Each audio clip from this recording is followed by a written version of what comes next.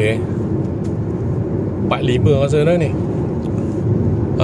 Mungkin dalam 10 minit lagi kita akan sampai. Ni dah masuk kawasan.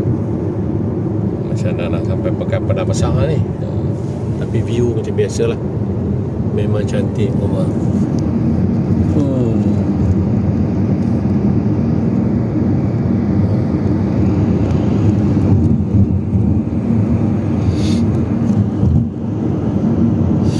Saujana mata memandang.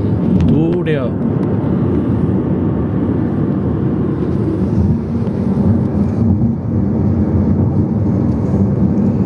Dah ada flyover sini. Dulu tak ada. Ni tak tahulah nak buat kawasan industri ke, perumahan ke.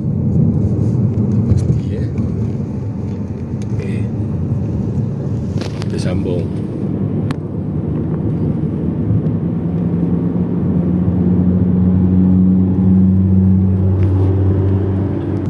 Tahu lah pula, aku mungkin ada juga dengan cerita Felda Rimbermas.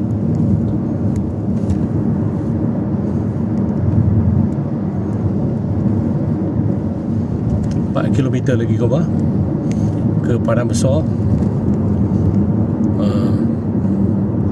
Ada satu lagi signboard tadi apa dia? Kelian apa? Wang Kelian. Wang Kelian. Wang Kelian jauh lagi sikit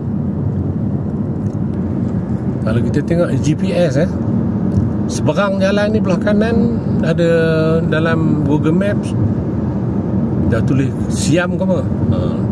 Maknanya dia mungkin sepadan Siam, berhampiran jugalah kawasan ni. Okey. Makin menghampiri Pekan Kangar, Pekan Padang Besar.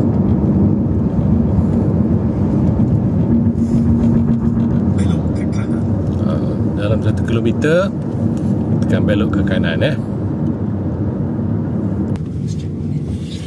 Okey, jumpa aja Masjid Salahuddin Al-Ayubi ni.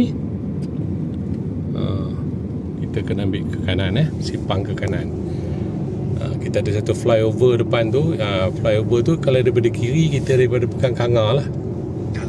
Selain daripada tu ada juga Taman Agro Wet ke dekat belah-belah sini dengan Unicity Alam Unimaps. Custom Diraja pun sebelah kiri. Kita akan ke kanan Dah nampak flyover ni, kita akan ke kanan. Belok ke kanan. Tu ada komplek ICQ, Arkid Niaga. Tak lama lagi kita akan sampai Okey, kita sambung.